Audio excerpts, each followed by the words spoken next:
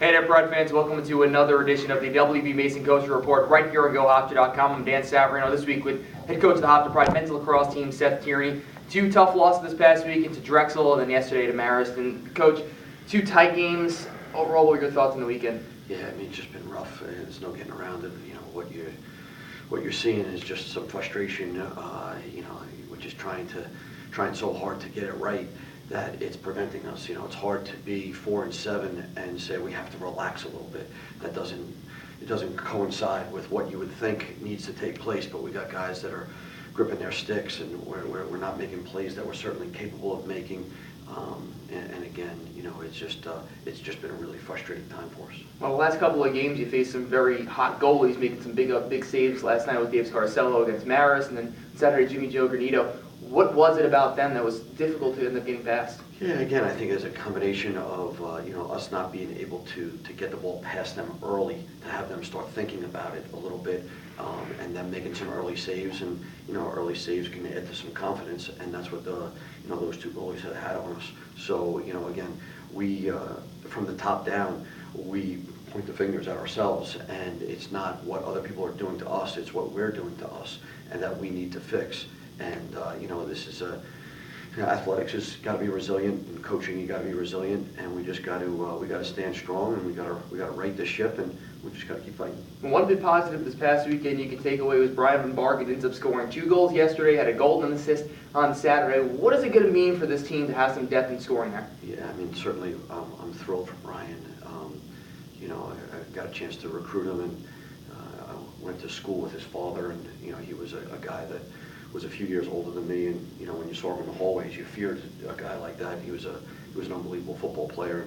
Brian had a tough year last year. There was just some things on his plate, and he just never could get it rolling. And it took a little while to get rolling this year, but he's playing with some confidence. He's getting to the goal. He's shooting the ball. Last night versus Marist, he was 2 for 12 shooting, and he had 4 or 5 pipes. So those are the things that are going on right now, and pipes are part of the game. There's no getting around it. But Brian Van Bargen is probably a total of an inch away from having 4 or 5 goals and maybe having a different week. So. Well, Steve Romano comes away with a hat trick yesterday. Another strong showing from the short stick D midi. Obviously, the whole seniors were honored this past Saturday. What does it mean for that senior class to be able to get that, and for Steve alone to get that hat trick yesterday? Well, certainly first, with the senior class, these guys have.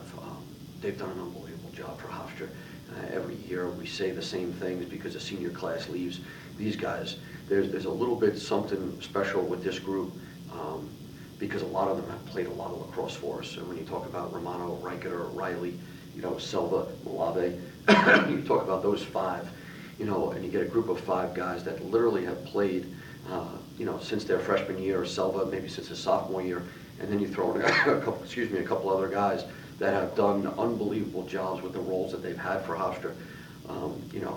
That's part of the tenseness, is everybody on the team trying to make it happen for them trying to make it happen for them, the coaches trying to make it happen for them, because they haven't experienced an NCAA tournament, and we've just been gripping our sticks. But those guys, again, we're very thankful for their time and effort for Hofstra University. And then Steve Romano last night, awfully proud of him.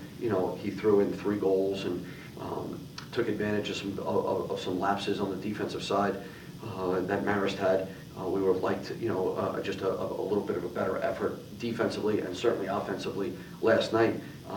It did not happen, but if you had to pick out, and this is not an individual sport, but you had to pick out 2 guys on the defensive end, it would be Finn Sullivan and Steve Romano. Those guys, they did a really nice job last night. When you look between the pipes, Chris Selby ended up pulling him on the 4th quarter on Saturday against Drexel. How do you think he responded to that? Yeah, I mean, again, Chris is a resilient guy. He doesn't, I don't think it phases him a whole lot. Last night, again, we thought that there was a couple of deep ones that went in, and we're looking at the film right now, and we'll see where we go. But Chris is a leader, and he's a guy that if the best thing for the team was to pull, then Chris understands that. I mean, he's a guy that didn't play in his freshman year, so he got a dose of that, and he worked harder. And sometimes those things need to happen when you only play one goalie or one face-off guy. You don't have much to compare to versus other players on the field. Chris knows what he's got to do. Well, last 2 games of the season are going to be so important, obviously, to get into the CAA tournament. Towson and Fairfield. Next 3 on the road, though. Next week, it's up against Cornell, top 11 team in the entire country, up at Ithaca, tough place to play. What are you expecting this weekend? Yeah, I mean, a wonderful opportunity for us. You know, again, we can't get back out there soon enough, and you know, getting back out there and just to see, well, what's going to break our way, what's going to crack, what's going to, you know, link this chain together, all the cliches, what's going to take place. We need something to happen, and again, you know, Cornell, very talented team. We had an emotional victory over them last year here at Stewart Stadium, and you know, they're very talented, from Donovan behind the goal to Busick to Littner, you know, to all those guys, and Jordan Stevens on defense. The goalie's playing well. They've got a very good face-off guy. So, you know, we've got our work cut out for us.